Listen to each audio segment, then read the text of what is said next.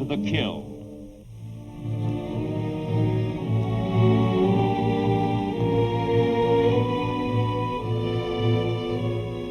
The U-boat will decide the outcome of the war. This is what Hitler is telling the Germans, as his underwater sailors harvest victory after victory in the Battle of the Atlantic. The realities support him in mid-1943.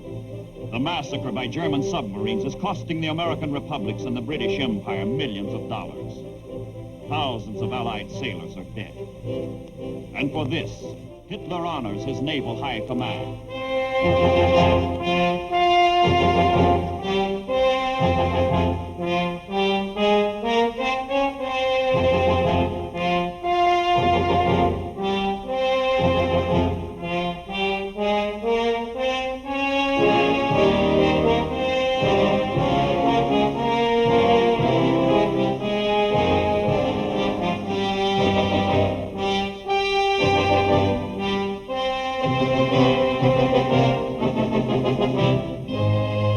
Medals? Yes, and more medals. Glory to the Fuhrer. Glory to the Third Reich. Glory to the victors. Hitler presses his propaganda machine to the ultimate, squeezing each drop of triumph out of each victory. Every German is told his submarines threaten the entire Allied war effort with collapse. Germany rejoices in the news that if the United States and Great Britain continue losing at sea, they will be defeated everywhere.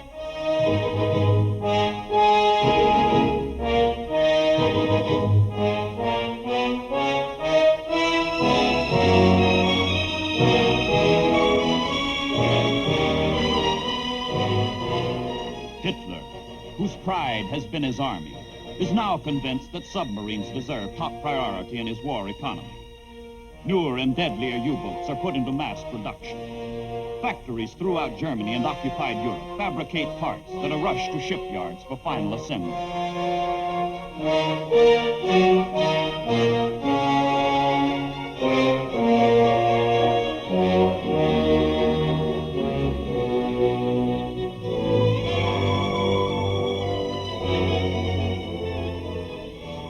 But as the Nazis turn out newer and more murderous models, the doom of the submarine is being sealed by the Allies.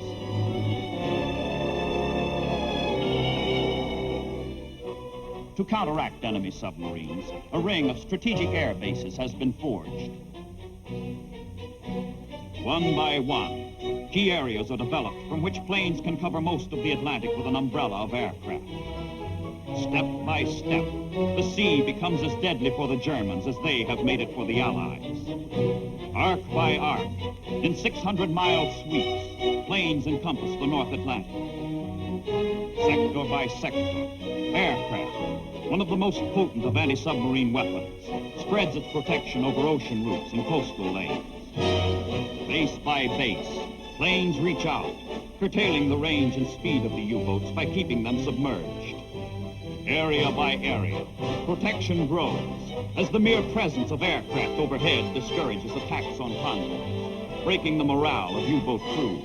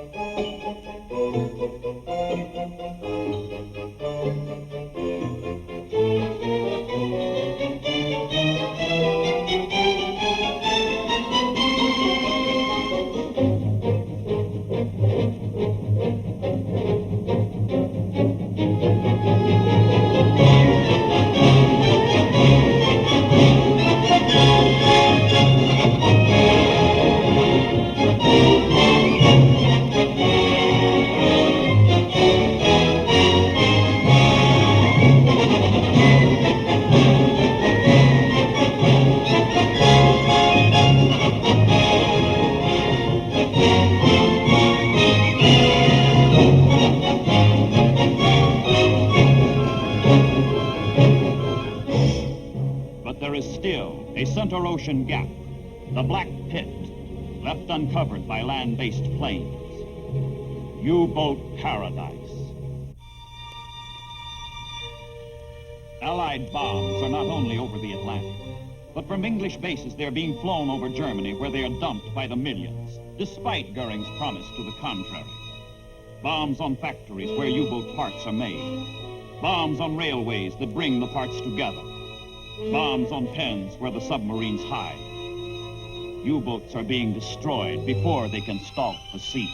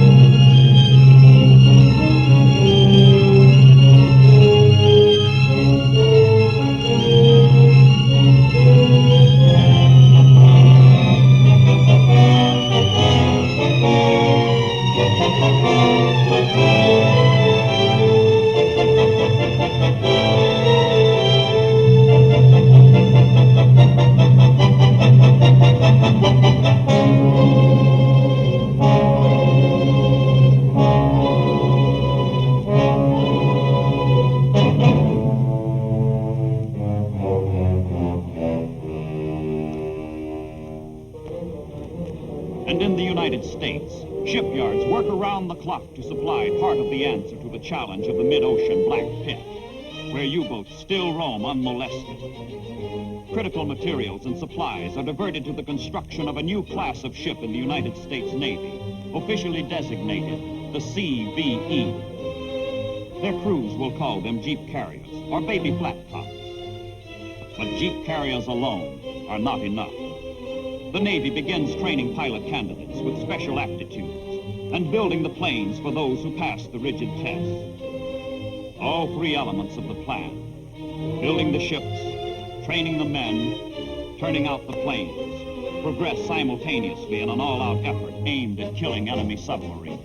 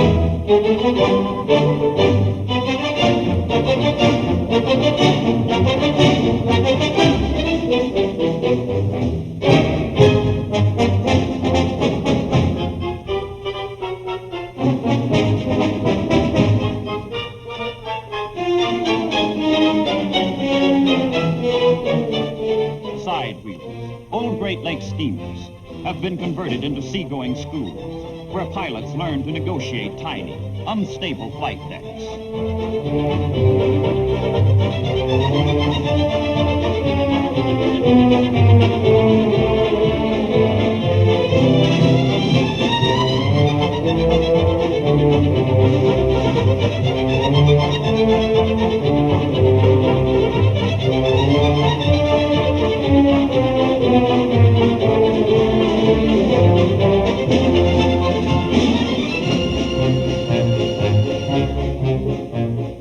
Baby flat tops, small but tough. A new dimension in convoy protection has been added.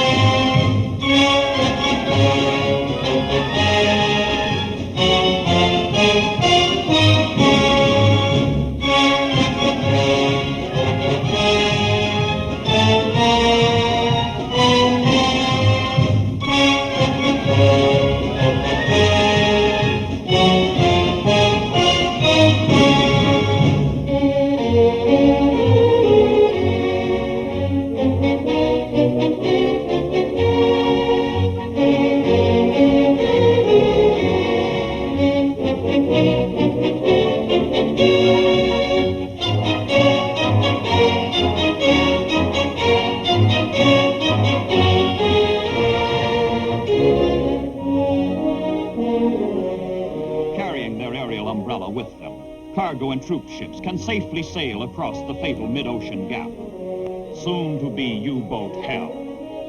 No enemy submarine can surface anywhere in the Atlantic, from the Arctic to the Antarctic, without fear of destruction. The Allies force the sea lanes open for the liberation of Europe, for ultimate victory.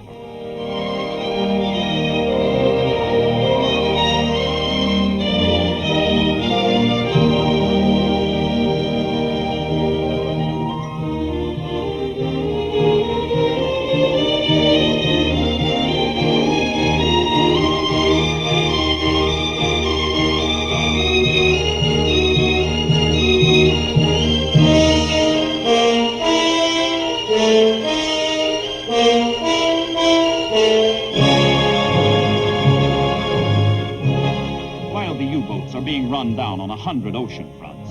Another campaign is being waged against them ashore. The 10th Fleet, which has no ships and will never put to sea, is the directing mind of anti-submarine warfare. Its function is to coordinate all intelligence, ships, and devices used against enemy submarines, and devise the best possible protection for Allied shipping. It replaces haphazard methods with a unified assault against the U-boats. Ships designed to kill U-boats. The destroyer escorts are the final, basic component needed to annihilate the Germans operating under the Atlantic. The ships and the gallant sailors who manned them.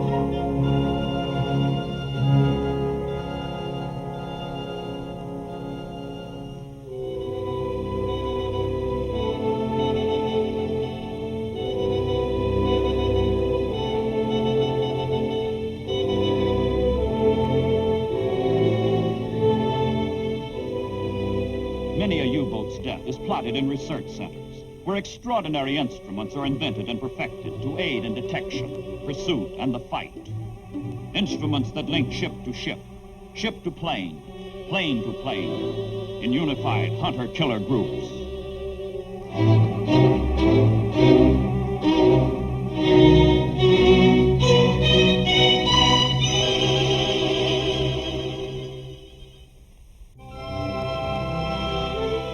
The Jeep carrier, Guadalcanal, has one of the most exciting tales to tell of the Allied victory in the Battle of the Atlantic. On June the 4th, 1944, 2 days before the Normandy invasion, the Guadalcanal, with escorts, is cruising off the Azores in search of prowling submarines. She already has 4 kills to her credit and is looking for more, but this time with an added flourish. She has her heart set not on sinking another submarine, but on capturing one. All hands in the task group are looking for trouble.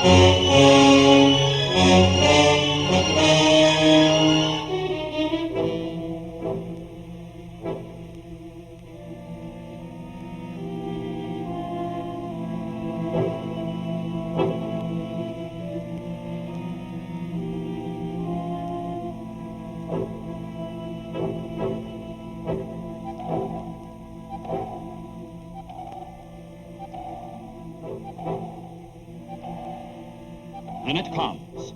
Submarine contact. Out goes the word. We are starting attack.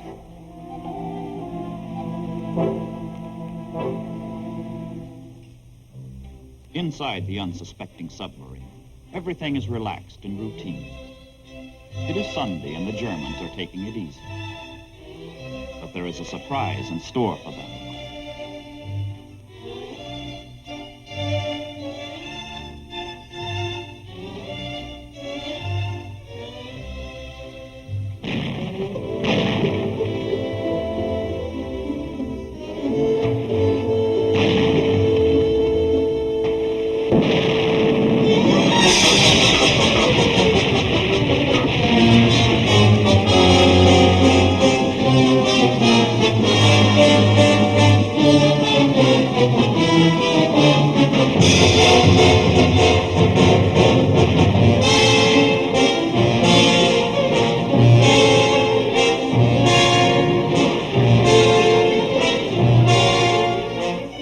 Planes from the Guadalcanal spot the German and report to the ships below their target is changing course.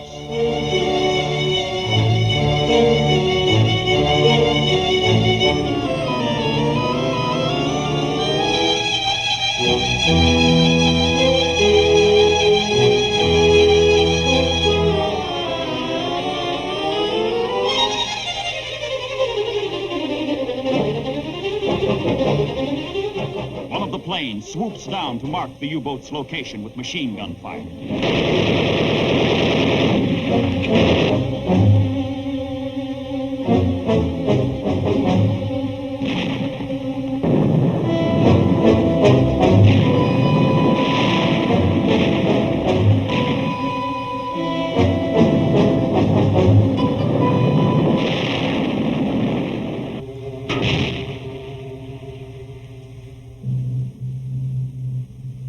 Deeper, deeper, deeper goes the sub. Cut the engines. Silence. But there is no escape.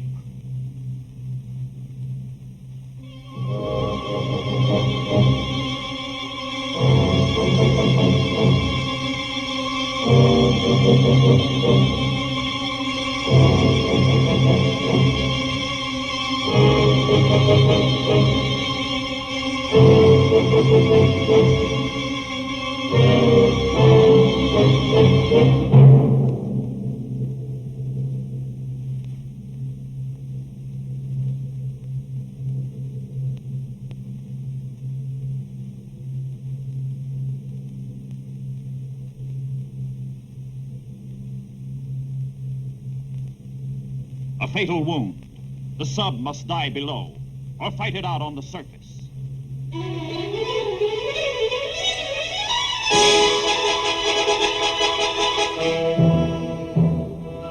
She's coming up.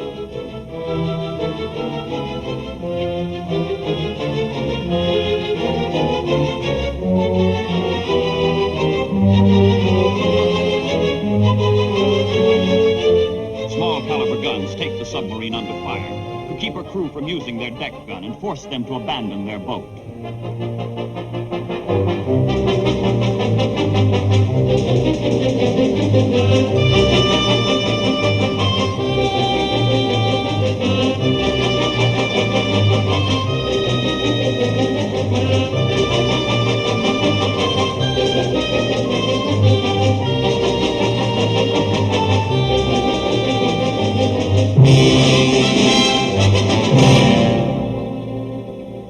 The ancient order rings out.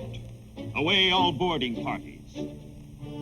Not since the War of 1812 has a ship of the United States Navy captured an enemy man of war on the high seas.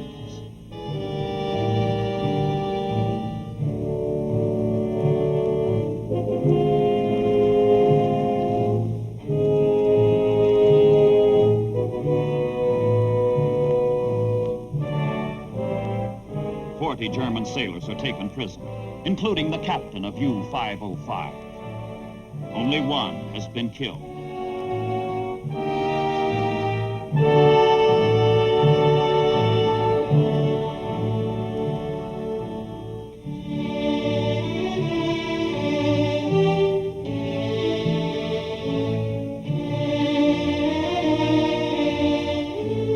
The Guadalcanal brings her prize, defeated and helpless, alongside for towing back to Bermuda. And with the U-505 vanishes the German dream for conquest of the Atlantic.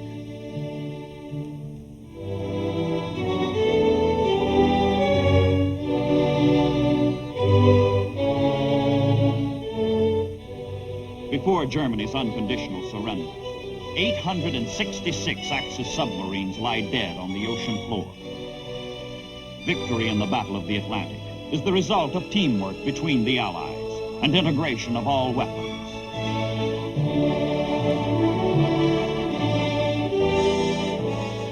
The Germans surrender. The Battle of the Atlantic is won. The desperate, vicious struggle is over. To Allied airmen and sailors who have restored freedom to the seas, all honor for making victory possible in World War II.